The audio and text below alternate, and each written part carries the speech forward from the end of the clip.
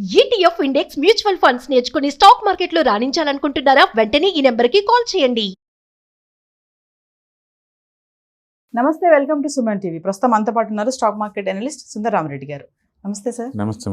Sir, return points of వ్యూలో చూసుకుంటే Nifty versus gold versus silver which is best అంటే ఏం చెప్తారు? డిఫరెంట్ అసెట్స్ అండి రెండు కూడా. ఈక్విటీ వర్సెస్ మెటల్స్ అనమాట. మెటల్స్ లో ఒక రకమైన స్టెబిలిటీ ఉంటుంది, బట్ నిఫ్టీ అలా కాదు. ఈక్విటీ అసెట్స్ కాబట్టి ఇవి టూ మచ్గా వల్టైల్ అవుతూ ఉంటాయి. అందుకని నిఫ్టీలో మనం ఎలా ఎక్స్పెక్ట్ చేయొచ్చు అంటే 1 year ఒక 20% వచ్చింది అనుకోండి, నెక్స్ట్ ఇయర్ సింగిల్ డిజిట్ వస్తుంది. పోనీ 1 yearలో 30% వచ్చింది అనుకోండి, నెక్స్ట్ 2 years సింగిల్ డిజిట్కి వస్తాయి. అందుకని నిఫ్టీలో యావరేజ్ మీద 12% కంటే ఎక్కువ రావు. ఒకవేళ వచ్చింది అంటే మాత్రం నెక్స్ట్ ఇయర్ ఆగిపోద్ది. అలాంటి నేచర్ ఉంటుంది. మెటల్స్ అలా కాదు, చాలా ర్యాపిడ్ అను చాలా స్పీడ్గా మూవ్ అవుతూ ఉంటాయి అనమాట. సర్ప్రైజింగ్గా లాంగ్ టర్మ్లో చూసుకుంటే నిఫ్టీ ఓవర్టేక్ చేస్తుంది వీటిని. గత 10 yearsలో మాత్రం అండ్ సిల్వర్ ఎక్కువ నెంబర్ 1 స్లాట్లోకి వస్తుంది. ఇప్పుడు ఈ సంవత్సరం జనవరి నుంచి ఇప్పుడు దాకా మనం చూసుకున్నాం అనుకోండి, గోల్డ్ అండ్ 22% వచ్చిందండి గోల్డ్. సిల్వర్ 31% వచ్చింది. బట్ నిఫ్టీ వచ్చింది 15% నిఫ్టీ వచ్చింది. అండ్ మనం ఇప్పుడు మనం డేటా చూస్తుంది ఇది అప్ టు అక్టోబర్ వరకే అండి. ఇప్పుడు నవంబర్ కనుక చూసుకుంటే నిఫ్టీ ఇచ్చింది ఆల్మోస్ట్ 10%. నిఫ్టీ ఇచ్చింది 10. ఓకే, ఎందుకంటే లాస్ట్ 1 week మార్కెటింగ్ పడుతుంది కదా, అందుకని ఎక్కువ రిటర్న్స్ వచ్చింది ఈ ఇయర్ ఇప్పటి వరకు. మన అక్టోబర్ దాకా డేటా కనుక తీసుకుంటే కనుక సిల్వర్ ఇది నెంబర్ 1 31%. అంటే గోల్డ్ 22% జనవరి నుంచి ఇప్పటి వరకు. అండ్ నిఫ్టీ వచ్చేసరికి 15%. అదే 2023 చేశారనుకోండి, నిఫ్టీ ద బెస్ట్ రిటర్న్స్ 21% వచ్చింది. అండ్ గోల్డ్ వచ్చేసరికి ఇచ్చింది 14%. అండ్ సిల్వర్ 7% వచ్చింది. అందుకని 2023 విన్నర్ ఎవరు? నిఫ్టీ. అండ్ 2022 వేసుకున్నారనుకోండి, మళ్ళీ సిల్వరే 13% వచ్చింది. ఓకే, అండ్ నిఫ్టీ ఇచ్చింది 5%. అదే మళ్ళీ 21 చూసుకున్నారనుకోండి, నిఫ్టీ ఇస్ నెంబర్ 1 25% ఇచ్చింది నిఫ్టీ. అండ్ సిల్వర్ ఇచ్చింది -10, గోల్డ్ ఇచ్చింది -2. అందుకని సిల్వర్ పడవంటే పడతాయి, బట్ తక్కువ సార్లు పడతాయి అనమాట. బట్ పడ్డ ఎంత పడుతుందని 10% కదా. అందుకని మెటల్స్లో ఉన్న బ్యూటీ ఏంటంటే డౌన్ సైడ్ టూ మచ్గా పడదు, స్టెబిలిటీగా ఉంటుందో పడదనమాట. అదే నిఫ్టీ అలా కాదు, టూ మచ్ వాళ్ళు అనమాట. 2020 అనుకోండి, సిల్వర్ 51% ఇచ్చింది అండ్ గోల్డ్ ఇచ్చింది 27. ఓకే, నిఫ్టీ ఇచ్చింది 16% ఇచ్చింది. అదే 2019 అనుకోండి, గోల్డ్ ఈజ్ విన్నర్ 22% ఇచ్చింది. బట్ అదే టైంలో సిల్వర్ కూడా ఆల్మోస్ట్ 18.2 ఇచ్చింది. అంటే దగ్గరే ఉన్నారు రెండు. అండ్ నిఫ్టీ ఇచ్చింది ఆల్మోస్ట్ 13%. ఓకే, ఆ నెక్స్ట్ కూడా గోల్డ్ నెంబర్ 1 అండి, బట్ ఇచ్చింది 6%. అండ్ నిఫ్టీ ఇచ్చింది ఆల్మోస్ట్ 4%. సిల్వర్ ఇచ్చింది 0.5. అంటే సిల్వర్ గోల్డ్ చూసుకుంటే కంపారిజన్ పెద్ద లేదు. ఒకవేళ గోల్డ్ విన్ అయినా సరే it's 1 or 2%. But silver win అయితే మాత్రం చాలా ఎక్కువ వస్తుంది ఆ సంవత్సరం. అలాగే 2017లో నిఫ్టీ ఇస్ ద విన్నర్ 30% వచ్చింది. నీకు గోల్డ్ ఇచ్చింది 2%, సిల్వర్ ఇచ్చింది ఫ్లాట్. ఓకే, అంటే ఆ సంవత్సరం ఓన్లీ నిఫ్టీ. అండ్ 2016 ఇచ్చారనుకోండి, silver is number 1 18%. Okay, and 2015లో చూసారనుకోండి, నిఫ్టీ ఈజ్ బెటర్. 2014 చూసారనుకోండి, నిఫ్టీ ఈజ్ బెటర్. 2013 చూసారనుకోండి, నిఫ్టీ. 2012 చూస్తే నిఫ్టీ. అంటే 2012 నుంచి 2015 వరకు కూడా నిఫ్టీ ఎవర్గ్రీన్ 4 years కంటిన్యూస్గా. లాస్ట్ ఒక డెకేడ్లో కనుక చూసుకుంటే silver is more bigger hit than the gold అనమాట.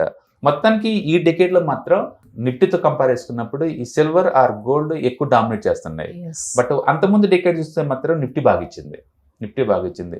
సో మొత్తానికి చూసారనుకోండి, ఈ డేటా అబ్జర్వ్ చేయడం ద్వారా ఒక పాయింట్ అయితే మనకు అర్థమైంది, Nifty too much volatile compare to gold and silver. Okay, and returns ఎక్కువ సార్లు వస్తుంది. అండ్ గోల్డ్ అయితే మామూలుగా ఇస్తుంది అంతే రిటర్న్స్. బట్ సిల్వర్ విన్నర్ అయిన సంవత్సరం మాత్రం సిల్వర్ చాలా ఎక్కువ ఇస్తుంది. అందుకని గోల్డ్తో పాటు మన సిల్వర్లో కూడా ఇన్వెస్ట్ చేసుకోవచ్చు, గోల్డ్తో పాటు. సార్, ఇంకొకటి, ఇప్పుడు గోల్డ్ సిల్వర్ అంటున్నారు కదా, ఎక్కువ ఇన్వెస్ట్మెంట్ చేయొచ్చు అంటున్నారు. కానీ చాలా మంది గోల్డ్ నే ఎక్కువ ఇంట్రెస్ట్ చూపిస్తారు కదా సిల్వర్ కంటే. అదే నేను అంటుంది, గోల్డ్ ఇండియన్ సొసైటీ పర్టికులర్ గా gold is a tangible asset. Gold is the social status asset. And gold is the liquid asset. And gold is alternative currency. అందుకని గోల్డే తప్ప ఇన్వెస్ట్మెంట్ పాయింట్ ఆఫ్ సిల్వర్ అనే thought రాదు. ఇండియాకి సంబంధించి silver ఎప్పుడు కూడా industry పనికి వచ్చే రా మెటీరియల్, అంతే తప్ప మనం తీసుకోమన్నమాట. రిచ్ సొసైటీలో మాత్రమే ఈ సిల్వర్ను వాడతారు, బట్ పూర్ సొసైటీలో కూడా గోల్డ్ను వాడతారు. అంటే మ్యారేజెస్ వచ్చిందంటే మినిమం గోల్డ్ లేకుండా మ్యారేజ్ ఎలా జరుగుతుంది చెప్పండి. అందుకని ఇండియాలో మంగళసూత్రం అంటే ఇట్ షుడ్ బి గోల్డ్ అనమాట, సిల్వర్ కాదు కదా. అందుకని గోల్డ్ రిక్వైర్మెంట్ ఉంటుంది ఇండియాలో, బట్ సిల్వర్ అంత కాదు. బట్ వరల్డ్ వైడ్ గా సిల్వర్ ఇండస్ట్రీ రా మెటీరియల్ లాగా వాడతారు కాబట్టి డిమాండ్ ఎక్కువ ఉంటుంది. బట్ మనం ఇక్కడ చూస్తే కనుక ఆ ప్రపోర్షనల్ ఎక్కువ సార్లు గోల్డ్ అండ్ సిల్వర్ కి రెండు ఒకేలాగా మూవ్ అవుతున్నాయి. బట్ సిల్వర్ విన్ అయినప్పుడు ఆల్మోస్ట్ గోల్డ్తో పోల్చుకుని డబల్ కూడా వస్తుంది. ఓకే, బట్ నిఫ్టీలో అయితే టూ మచ్ వాలటిలిటీ ఉంది, టూ మచ్ అప్సైడ్ కూడా ఉంది. ఎంత అంటే 2003లో నిఫ్టీలో 76% వచ్చింది రిటర్న్స్, 76% వచ్చింది ప్లస్లో. అలాగే 2008లో -51%. ఆ వాలటిలిటీ చూసారా, -51 ప్లస్ 76, తట్టుకోలేము ఈ వాలటిలిటీని. అందుకని వీటి బ్యాలెన్స్ కోసం వీటిని కంబైన్ చేస్తారనమాట. అందుకని పెద్ద మొత్తంలో మార్కెట్లో మీరు డబ్బులు పెడుతున్నప్పుడు డైవర్సిఫికేషన్ చేయడం ద్వారా రిస్క్ రివార్డ్ని మనం బ్యాలెన్స్ చేయొచ్చు. అచ్చం ఈక్విటీ మార్కెట్లో మీరు పెట్టుకుంటూ పోవాలంటే మీరు చిన్న ఇన్వెస్ట్ అయి ఉండాలి. చిన్న ఇన్వెస్ట్ కాబట్టి ఎస్ఐపిలో పెడితే రెండు యావరేజ్ అయిపోతున్నాయి. మీరు యావరేజ్ కాకుండా ఒకేసారి లంసం పెట్టేలాగుంటే మాత్రం నిఫ్టీ రికార్డ్ చూస్తే కనుక టూ మచ్గా ఊగిద్ది అటో ఇటో. ఓకే, అందుకని దీన్ని టాలరేట్ చేయడం కష్టం. అందుకని better to balance with commodities కూడా అనమాట. ఓకే, మొత్తానికి very interesting data. And every year Nifty number 1లో ఉండలేదు. అండ్ మోర్ వాలటిలిటీ నిఫ్టీలో వస్తుంది, పోతే -550 వస్తుంది, వస్తే +77 కూడా వస్తుంది. బట్ గోల్డ్ అవి అలా కాదు, కొంచెం బ్యాలెన్స్డ్గా ఉంది.